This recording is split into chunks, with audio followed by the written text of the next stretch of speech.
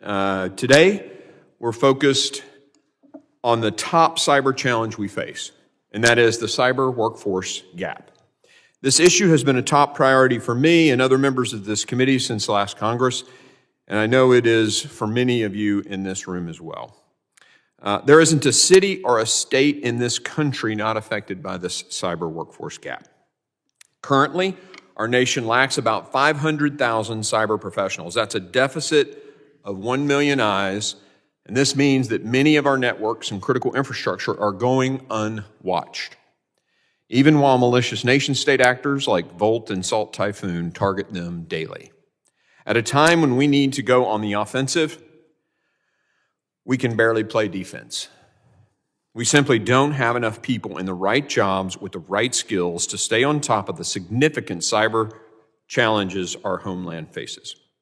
We covered many of those threats in our first committee hearing 2 weeks ago, and you can get a glimpse of the magnitude of these threats yourself. We captured them in the committee's cyber threat snapshot. You can see a little bit of that here. Whether we're dealing with China, Russia, North Korea, Iran, or criminal actors, one thing is clear: our vulnerabilities span from our heartland's hardware to our city's software. Sometimes we're dealing with targeted attacks like ransomware, and sometimes our vulnerabilities stem from poor cyber hygiene or economic models that do not prioritize cybersecurity. But whatever the case, we need to do better, and we need to do better now. Our nation's security and prosperity depend upon a resilient cyber posture, something that can only be assured by adequately preparing our pipeline of cyber professionals. Over the years, there have been many initiatives to address the cyber workforce gap. Our witnesses here today have been at the forefront of some of those efforts. We applaud those efforts and hope they'll continue. However, it's clear we need a new but complementary approach, one that brings together the public and private sectors to fill gaps at all levels of government and industry, one that creates quick pathways for individuals who want to pivot in their careers without having to complete a 4-year degree, one that provides hands-on experiences for cyber professionals in training and then supports them throughout their careers, one that cultivates a sense of community and service to the country, like the ROTC program, one that's accessible to all Americans, and one that will finally change the decades-long narrative around the cyber workforce gap. I believe that bill is my bill, the Cyber Pivot Act.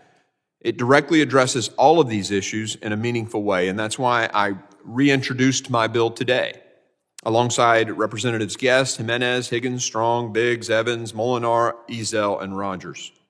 We've received significant support for the bill, including the American Association of Community Colleges. And I want to thank our stakeholders and would like to submit the following statements for the record. Advocacy Blueprints, Business Software Alliance, Cyber Innovation Centers and their academic initiative, cyber.org, Dark Trace, Forescout Technologies, Foundation for Defense of Democracies, Information Technology Industry Council, the Internet Security Alliance, ISC2, or Squared, Avanti, the McCrary Institute, Microsoft, National Rural Electric Corp Association, Palo Alto Networks, Periton, the R Street Institute, Sentinel One, Special Competitive Studies, the U.S. Chamber of Commerce. Without objection, so ordered. It's time to sign the Cyber Pivot Act into law, and I look forward to working across the aisle to ensure that we can do so in a bipartisan manner. Last year, we held a full committee hearing on the cybersecurity workforce gap with government witnesses. Today, we will examine the perspective of the private sector. Thank you to our expert panel for joining us. Your diverse experiences in academia, critical infrastructure, cybersecurity, and nonprofits will give us a holistic understanding of the complexities we face in bolstering our cyber workforce and the strategies we must consider for reducing the workforce gap once and for all.